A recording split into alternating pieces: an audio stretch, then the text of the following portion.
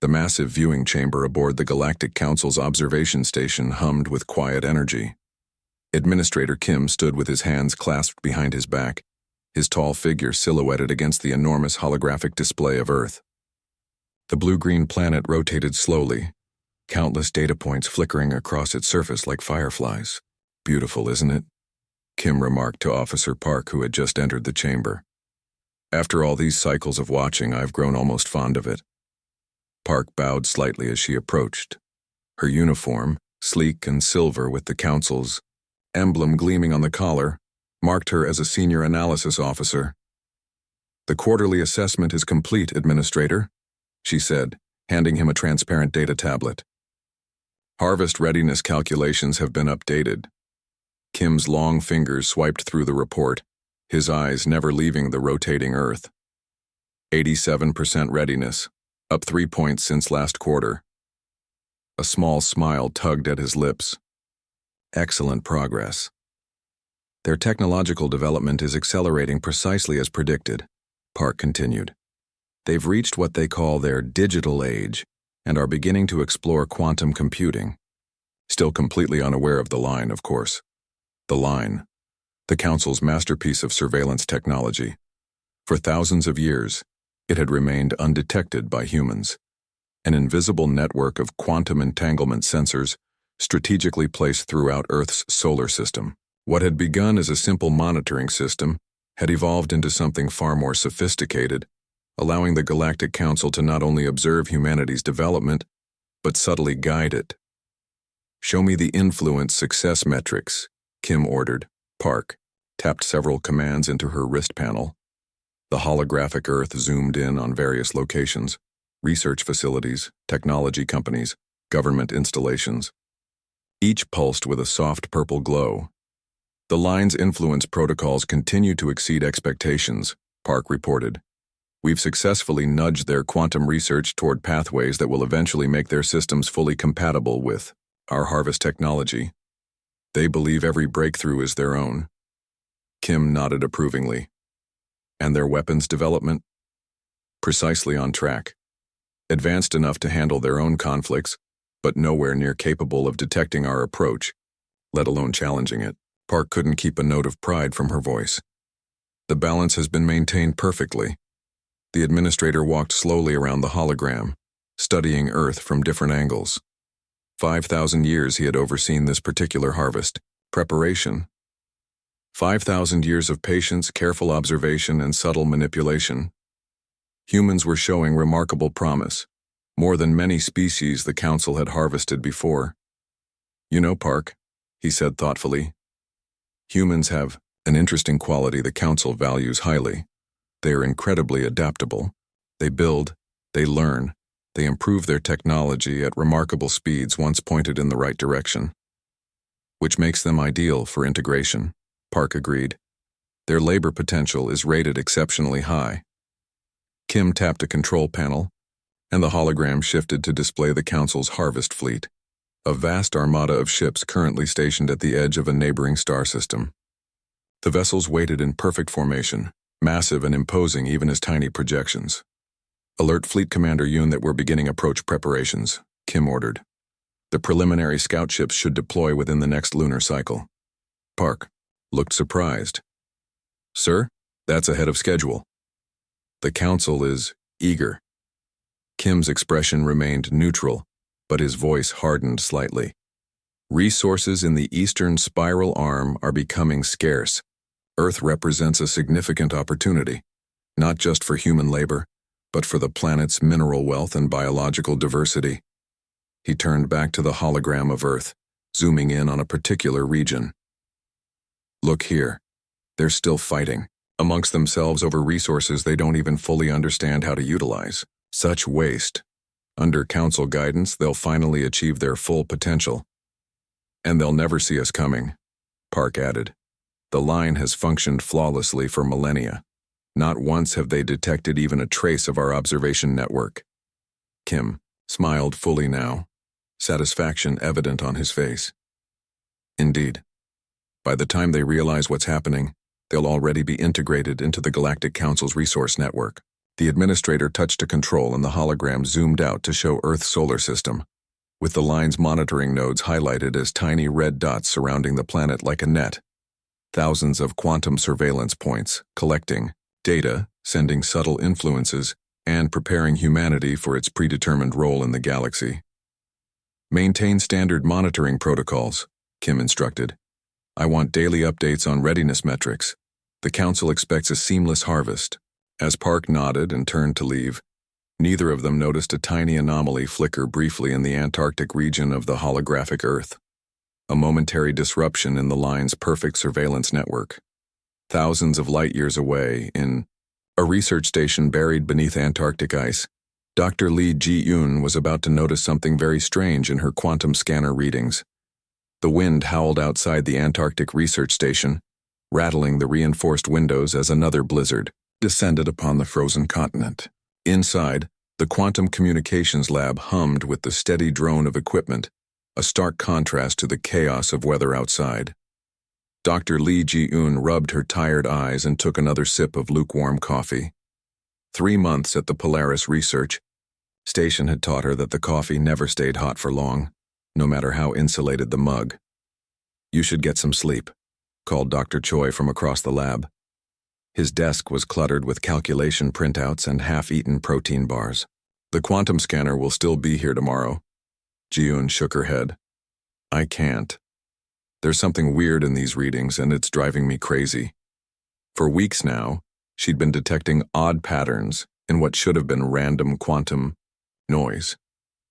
The International Science Foundation had established this remote outpost specifically to test new quantum communication methods, free from interference. Yet something was interfering. Let me see, said Choi, pushing away from his desk and walking over. Though younger than Ji-eun, he had quickly proven himself as one of the sharpest minds in quantum physics. Ji-eun pointed to her monitor. Look at this background noise. See these tiny spikes?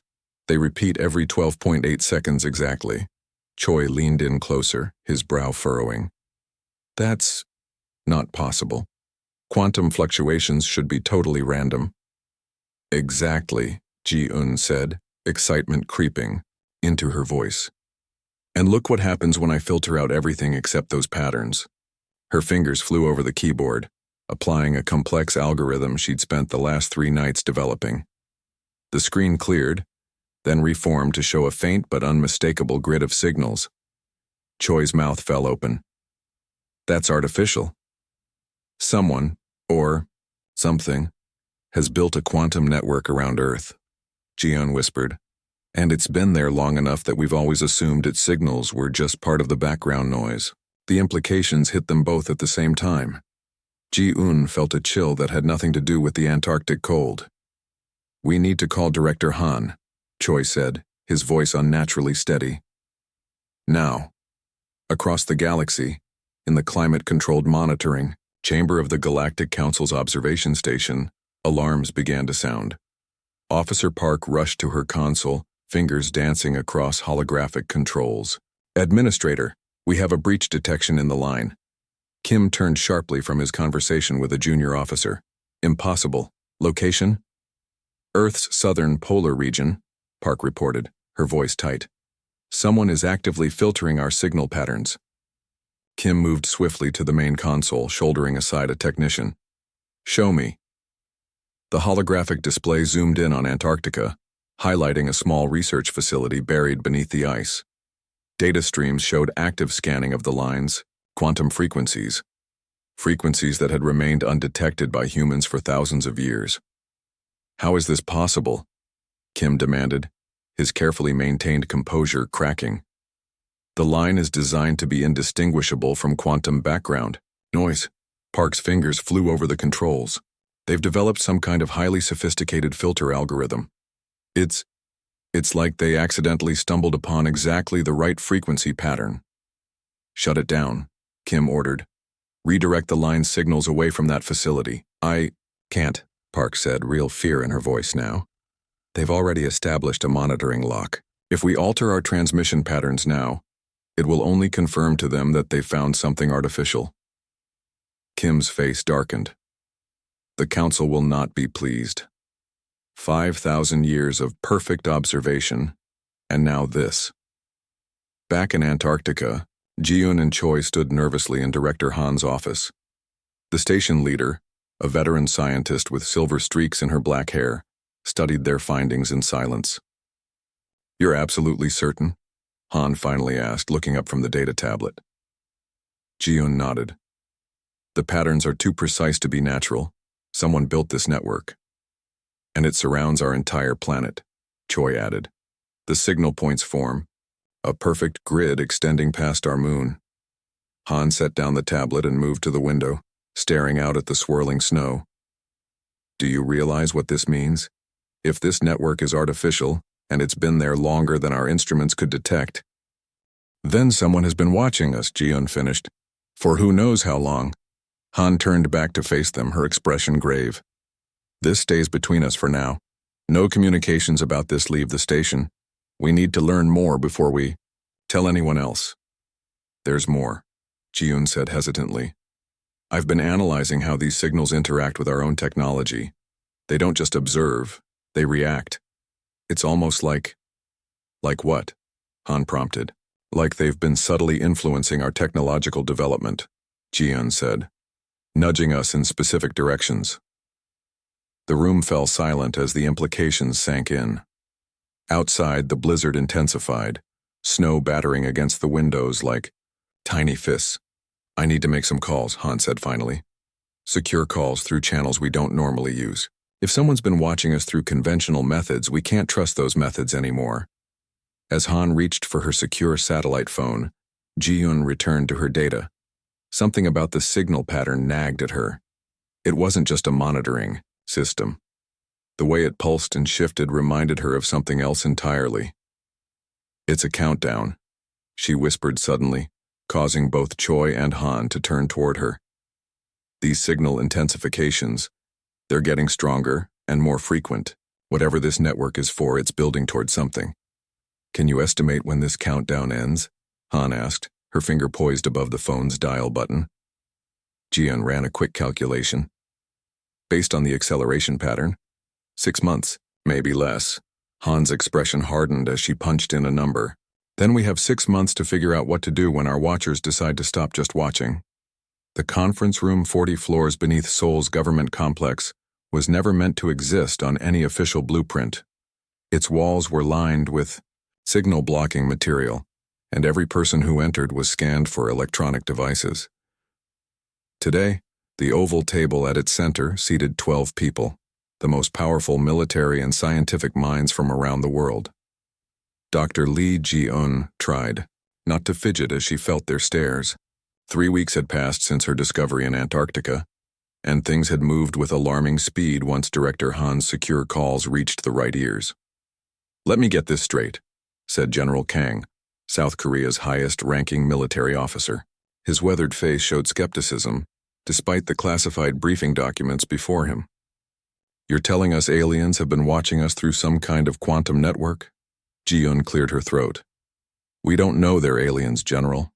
We only know the technology is far beyond our current capabilities and surrounds our entire solar system." Dr. Choi, seated beside her, pulled up a holographic display showing Earth encircled by countless tiny red dots. "We've mapped approximately 60% of the line so far. Each point is a quantum entanglement node that both observes and transmits." The representative from India, a quantum physicist named Dr. Patel, leaned forward. "And you're certain these nodes are artificial?" "Absolutely," Ji-Eun replied. "Natural quantum fluctuations don't maintain perfect geometric spacing or transmit on synchronized frequencies." General Liu of China tapped her fingers impatiently on the table. "The technology aspect is fascinating, but what concerns me is your theory about influence. You're suggesting this network hasn't just been watching us?" Ji-Eun nodded and took a deep breath. This was the part that sounded most unbelievable, even to her. When we isolated the line's signal patterns and compared them to major technological breakthroughs over the past century, we found correlations, small quantum nudges preceding key discoveries, especially in computing, artificial intelligence, and energy production. The room fell silent. Director Han, who had been quietly observing from the corner, stepped forward.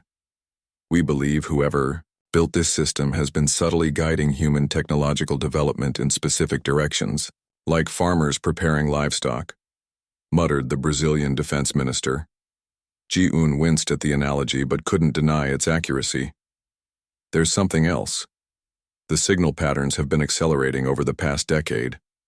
Whatever the line was counting down to, it's coming soon." General Kang's face darkened. "How soon?" "Based on current acceleration rates, 4 months, maybe less." The American representative, who had introduced herself only as Ms. Clark, spoke for the first time. "And you're suggesting this could be preparation for some kind of harvest? An invasion?" "We don't know," Ji-un admitted. "But the pattern suggests preparation for contact of some kind." The next hour dissolved into heated debate. Some argued for immediate public disclosure, others for keeping everything classified. Military leaders wanted to prepare defensive measures, while scientists warned against potential misunderstandings. Through it all, Ji-un remained quiet, studying the globe hologram and its encircling red nodes. Something about their configuration nagged at her. "What if we cut it?" she asked suddenly, silencing the room. "Cut what?" General Liu asked. "The line." Ji-un stood up and walked to the hologram. "These quantum entanglement nodes work as a network. What if we disrupt it? Not just at one point, but systemically?" Dr. Choi looked thoughtful. "A targeted quantum disruption field? It's theoretically possible, but we'd need to generate identical disruption signals at multiple points around the globe simultaneously." "Would it work?" General Kang asked. Ji-un met his gaze. "I don't know. But if someone's been watching us through this network, preparing for who knows what, maybe our best chance is to blind them first." Ms. Clark's lips curved into a slight smile. "Cut the thread before they can pull it. I like it." "It would require unprecedented global cooperation," the Russian scientist pointed out. "Quantum disruptors, at precise locations worldwide, activated simultaneously." "And if it fails?" asked the German chancellor. "We might just be announcing our awareness to whoever's watching." "They probably already know we've detected the line," Ji-un countered.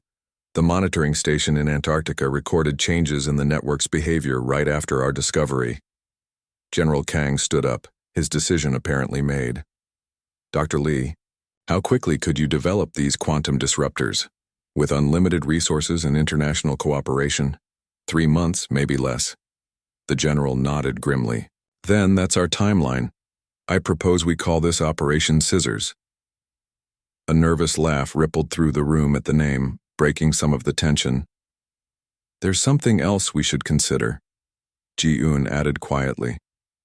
"When we sever the line, we might be able to capture data flowing through it. If we're right about who built this and why, that information could be invaluable." Ms. Clark raised an eyebrow. "You're suggesting we not only cut their surveillance network but steal their data in the process?" "It's our best chance to understand what we're facing," Ji-un replied, "and maybe our only chance to prepare." As the meeting adjourned, Ji-un found herself staring out the reinforced window at Seoul's skyline. The city glittered below, millions of people going about their lives completely unaware of what might be coming. Dr. Choi joined her. "Do you think this will work?"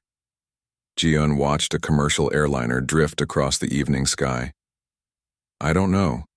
But for the first time in human history, we know we're being watched. That has to count for something." "Operation Scissors," Choi murmured. "Let's just hope we're not cutting the wrong thread."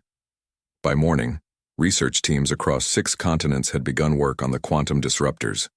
The countdown had begun, both the lines and humanities. The night was unnaturally still in the Brazilian rainforest. Dr. Lee Ji-un checked her watch for the 5th time in as many minutes, then looked up at the quantum disruptor tower rising above the jungle canopy. Similar towers stood at 23 other strategic locations around the globe, from the Siberian tundra to the Australian outback. 3 minutes to synchronization, she said into her headset. On the other end, she heard Dr. Choi's acknowledgement. From the Antarctic base that had become Operation Scissors Command Center, 3 months of frantic work had produced what Ji-un still considered a technological miracle. The world's governments had somehow maintained secrecy while pouring unprecedented resources into the project. She ran her final system checks, watching as the quantum harmonizer spun up to full capacity. "All sites, sound off," came Director Han's voice over the secure channel. One by one, the sites reported readiness. Ji-un listened to the voices. American, Russian, Chinese, Indian, European, all working together against a threat most of humanity still knew nothing about. "Brazil station ready," she confirmed when her turn came. 60 seconds to activation, Han announced.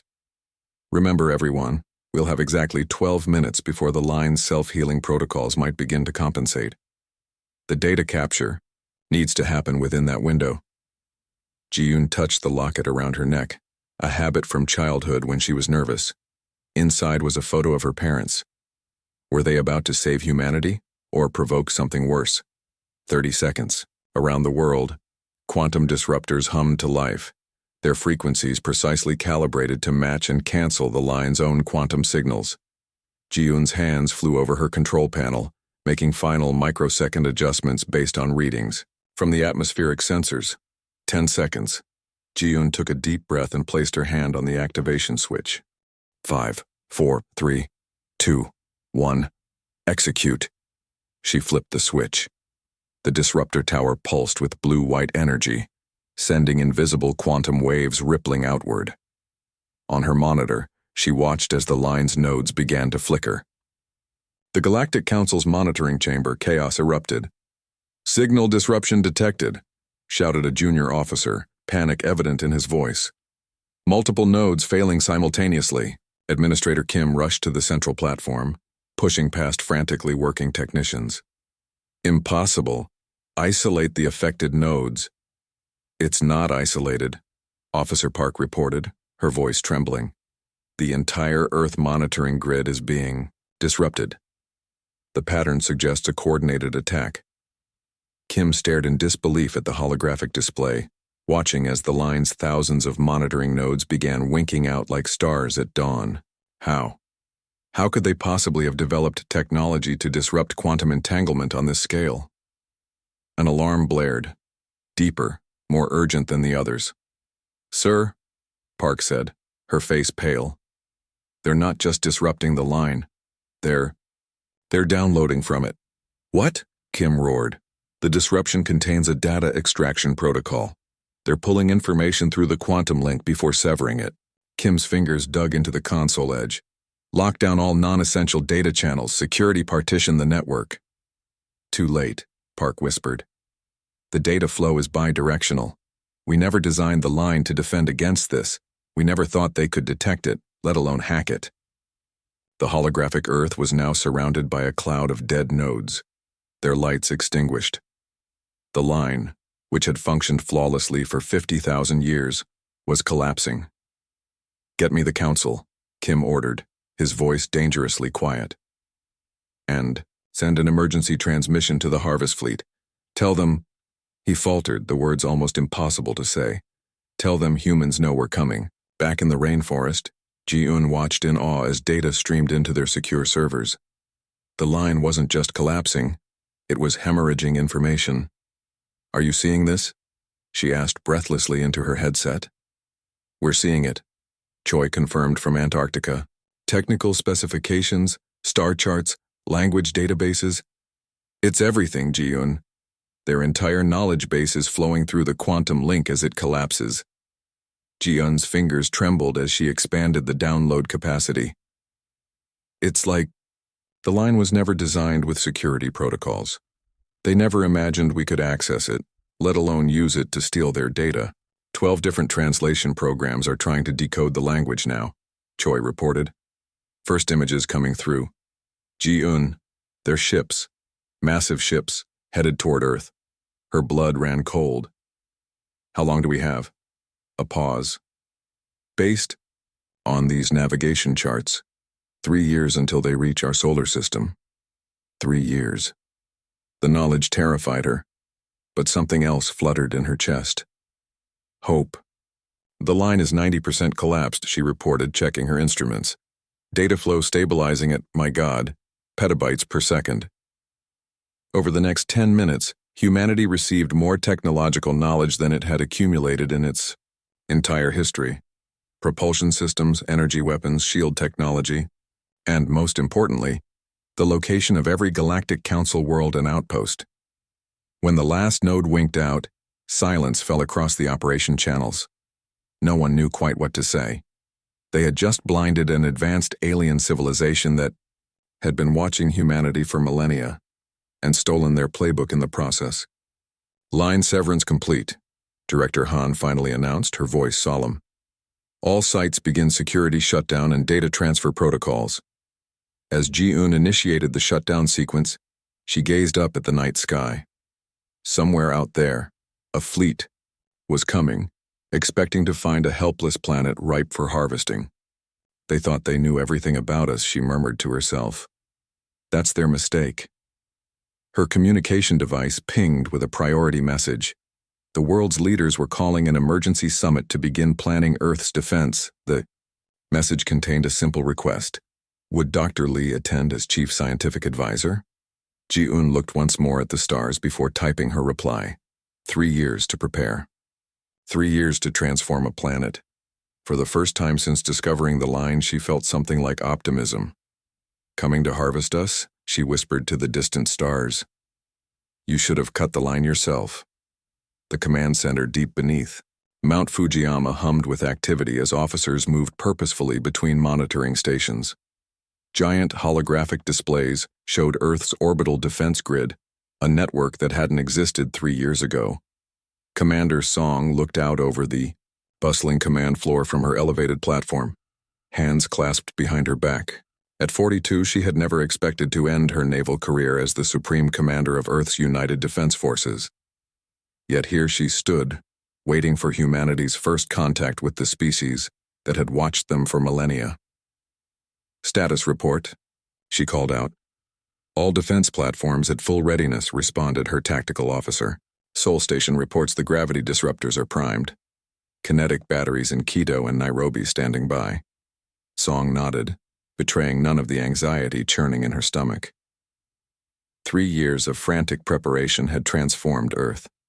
The quantum, data stolen during Operation Scissors had accelerated human technology by centuries, perhaps millennia.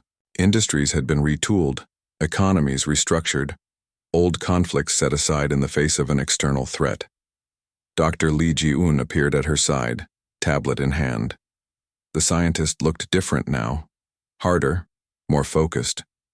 The weight of her discovery had changed her, as it had changed them all. The deep space sensors just picked them up, Ji-un said quietly. Right on schedule.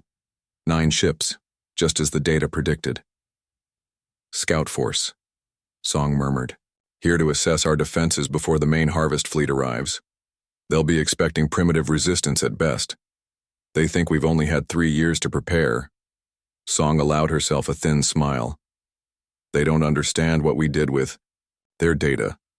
The largest display shifted to show 9 points of light approaching Earth's orbit. Around the command center, conversations fell silent as everyone watched. They're slowing, reported the sensor officer. Approaching lunar orbit. Entering standard formation. Ji-un's hand tightened on her tablet. Still no sign they've detected our orbital platforms. Song nodded. The stealth technology adapted from the Council's own designs was working. The platforms, each bristling with weapons that would have seemed like magic 3 years ago, remained invisible to the approaching ships. They're broadcasting, called the communications officer. Standard Galactic Council First Contact Protocol, just as the data indicated. Put it on screen, Song ordered. The main display flickered, then resolved into the image of a tall, humanoid figure. Administrator Kim looked much as the stolen data had described. Regal, slightly elongated features, an air of absolute authority. People of Earth, he began, his voice translated by systems built from the Council's own language databases. I am Administrator Kim of the Galactic Council. Your world has been chosen for integration into our grand alliance of species. Prepare to receive our representatives and begin the ascension process. Song caught Ji-Un's eye. The standard harvest speech, word for word as predicted. You may have noticed difficulties with your primitive communication systems, Kim continued, unaware that his carefully crafted message was being met with knowing looks rather than shock and awe. Rest assured, this is temporary. The Council will soon provide you with far superior technology as you take your place among the stars. Song stepped forward. Open our channel. The communications officer nodded, and Song squared her shoulders as the camera focused on her. Administrator Kim, she said calmly, Earth declines your offer of integration. On screen, Kim blinked in apparent confusion. This clearly wasn't in his script. You decline? I'm afraid you misunderstand. This is not an offer that can be refused. The Council has guided your development for thousands of years in preparation for this moment. Yes, through the line, Song replied. Your quantum surveillance network that we discovered and dismantled 3 years ago. The administrator's composure cracked visibly. How do you know that term? Your species shouldn't. We know a great deal, Administrator, Song interrupted. About the Council.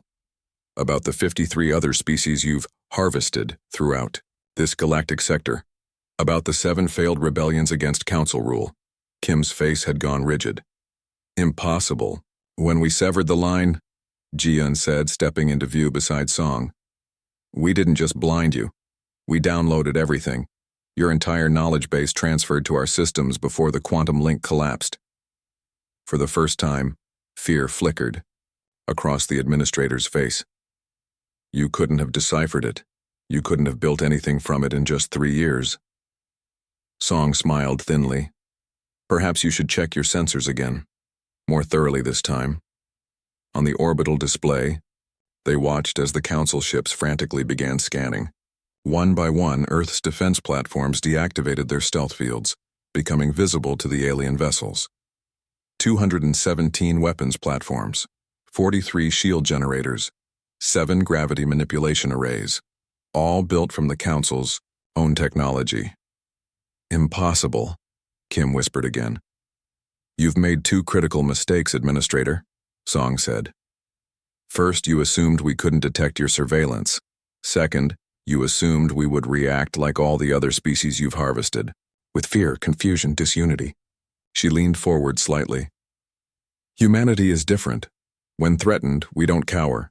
We innovate, we adapt, and we stand together. The Council will not tolerate this defiance, Kim blustered, but his authority had evaporated. The harvest fleet will receive our message when you return to them, Song interrupted. One of your vessels will be allowed to leave. The rest will be impounded to ensure our message is delivered accurately. Kim's face contorted with rage. You dare! The display split to show a view of lunar orbit. 2 Council ships suddenly found themselves encased in shimmering energy fields. 3 more discovered they could no longer engage their propulsion systems. This conversation is over, Song said simply. Your species has preyed on others for long enough. Consider this humanity's application to rewrite the rules of the Galactic Council. The transmission cut off, leaving Kim's shocked expression frozen for a moment before disappearing. 8 of 9 vessels contained, reported the tactical officer. 1 remains free as ordered. Song nodded. Let it go. Make sure it has a clear path out of the system. Ji-Un stepped closer. Do you think they'll listen? Or will they send the harvest fleet anyway? They'll listen, Song said confidently. Because we're giving them something the Council values above all else. Self-preservation. The data we captured included the locations of every Council world, every outpost, every leadership facility. She turned to face the scientist who had started it all with a discovery in Antarctica. You were right 3 years ago, Ji-Un. Knowledge really was our best weapon. On the main screen, the lone Council ship accelerated away from Earth, presumably carrying a very shaken Administrator Kim back to his superiors. What happens now? Ji-Un asked quietly. Song looked out at the command center, at the men and women who represented Earth's unified stand against an ancient threat. Now we take our place in the galaxy, she replied. Not as subjects, but as equals. They thought they were watching a species being prepared for harvest. Instead, they were watching the birth of their greatest challenge. Above them, the stars shone down on a planet that would never be the same again. Humanity had cut the line, and in doing so, had written an entirely new future.